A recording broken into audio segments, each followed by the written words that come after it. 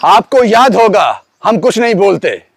जब उमर सरकार बनी थी उसके बाद एक फरमान आया था एसआरटीसी की इलेक्ट्रॉनिक बसेस के लिए, स्मार्ट सिटी बसेस के लिए। यह कहा गया था कि महिलाओं को फ्री यात्रा करवाई जाएगी। और हमने उस वक्त कहा था कि यह फैसला जो लिया गया है उमर सरकार में, यह टोटली पॉलिटिकल फैसला है।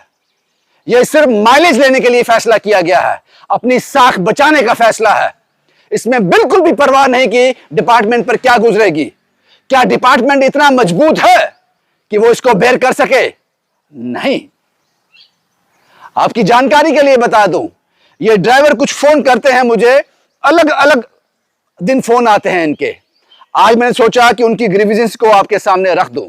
सर हमको ये बोला था, जब हमें वहाँ पे लगे थे, हमको बोला था कि जब गाड़ी लगेगी आपसे 10% के हिसाब से पैसे लिया जाएगा। जैसे 10,000 का नुकसान होगा 1,000 रुपये लगेगा आपका। ठीक है, ठीक है। आप बोल रहे हैं गाड़ी का पूरा पेमेंट करो आप जब लग रही है तो। मैं सर हमारे पास लाइसेंस है, आपकी गाड़ी इंश्योरेंस है, इंश्योरेंस लो, आप हमारा लाइसेंस लगाओ, इंश्योरेंस लो। बोलते नहीं, जितना नुकसान है आपको भरना पड़ेगा पूरा। तो इसका मतलब गाड़ी का इंश्योरेंस नहीं है इनके पास? नहीं है। इसका मतलब सर यही है, इंश्योरेंस नहीं है इनके पास। अच्छा, दूसरी बात और क्या बोल रहे हैं कि और उनको बोलते हैं कि सवारी कम से कम बिठाओ, 40 सवारी बिठाओ। मैं बोला भाई सर, हमारा गाड़ी जब हम स्टैंड में लगाते हैं लोग आके बैठ जाते हैं, हम किसको मना करेंगे? लेडीज मानती नहीं है, बोलते आपने बिठाना नहीं है। मैं बोला आप रिकमेंड मत कर दो, बोल दो कि 40 सवारी पास है, मानते नहीं है। बोलते नहीं, आप जो चलान होगा वही आपको देना पड़ेगा, ड्राइवर देगा। 14,182 रुपये हमारी पे है, उसमें से क्या देंगे हम इनको? क्या बोला जाता है कि महिला सवारी को उठाओ नहीं उठाओ, उनके बारे में कुछ बोला जाता है? कम उठाओ, बोला कम उठाओ, कम उठाओ, कम उठाओ।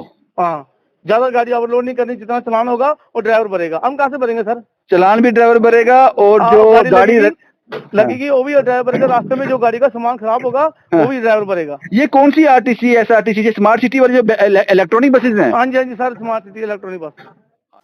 वो कहते हैं अगर स्मार्ट सिटी में जो इलेक्ट्रॉनिक बसेस हैं, अगर चलते चलते कहीं बस को खरोंच लग जाए, कोई साइड टूट जाए, छोटा मोटा एक्सीडेंट हो जाए या कुछ भी हो जाए, उसकी जिम्मेदारी पूरी ड्राइवर की होगी।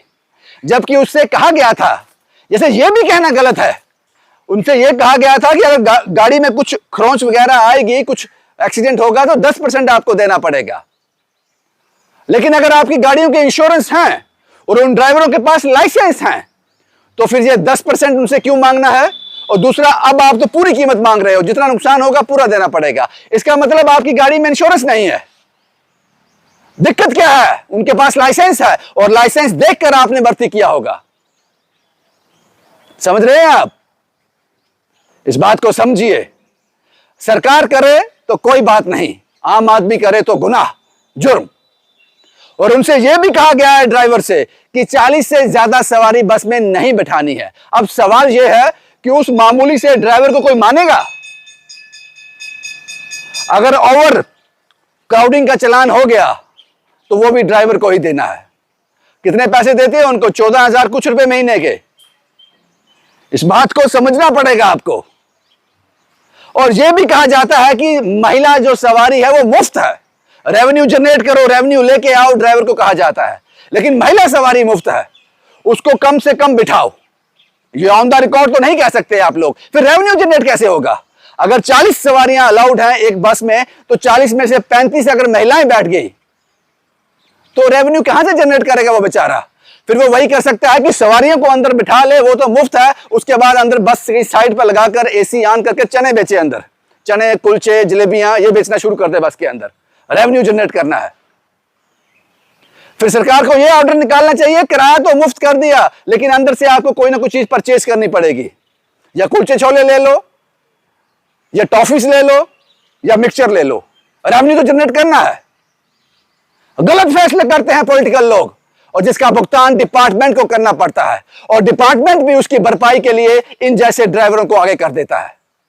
गाड़ी का एक्सीडेंट होगा, ड्राइवर भरेगा। क्यों भरेगा भाई? उसके पास लाइसेंस है, आप इंश्योरेंस क्लेम करो, जो प्रोसेस है। दूसरा, रेवेन्यू लाओ। वो कहां से लाए रेवेन्यू? वो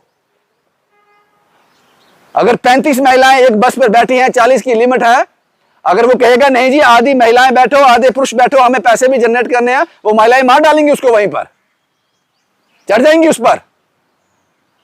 तो आप लोगों ने ऐसा सिस्टम बना दिया जिसमें वो ड्राइवर पिस रहा है। जिस वक्त में ये मैं रिपोर्ट कर रहा हूं, अभी भगवती नगर यात्री निवास के बाहर ये लोग प्रोटेस्ट कर रहे हैं। कोई जवाब है आपके पास? उस फैसले पर फिर सोचो। जो महिलाएं सफर कर रही हैं, मुझे लगता है 10-15% ऐसी होंगी जिनको इसकी आवश्यकता होगी फ्री की, लेकिन बहुत सारी ऐसी हैं गवर्नमेंट मुलाजिम है, लाख से 1.5 लाख, 25-30 हजार से शुरू करो, लाख 1.5 लाख सैलरी ले रही हैं। जम्मू से राजौरी जाना है, जम्मू से कटरा जाना है, जम्मू से उधमपुर जाना है, अब मुफ्त है, चलो यार चलते हैं। क्या इससे पहले महिलाएं सफर नहीं कर रही थी? बात समझ से परे थी, और पूरा पॉलिटिकल फैसला था ये एसआरटीसी का। और इससे डिपार्टमेंट जो पहले ही मर रहा था, आखिरी सांसें ले रहा था, एक धक्का आपने और दे दिया उमर सरकार ने। सिर्फ अपनी साख बचाने के लिए हमने आते ही महिलाओं के लिए यात्रा मुफ्त कर दी।